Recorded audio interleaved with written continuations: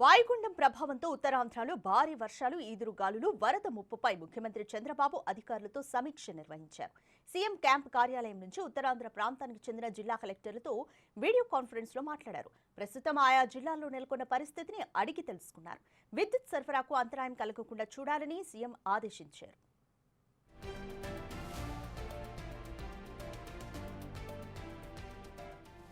కొన్ని ప్రాంతాలకు వరద ముప్పు పొంచి ఉందన్న వాతావరణ శాఖ సమాచారంతో అధికార యంత్రాంగం అప్రమత్తంగా ఉండాలని, ప్రజలను ఎప్పటికప్పుడు అలర్ట్ చేయాలని సూచించారు.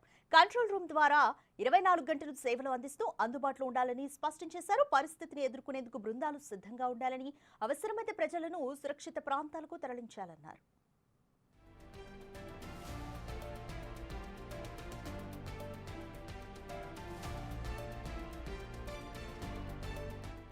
మంత్రులు, విపత్తు నిర్వహణ బృందాలు పరిస్థితులను పరిశీలిస్తూ ఉండాలని తెలిపారు.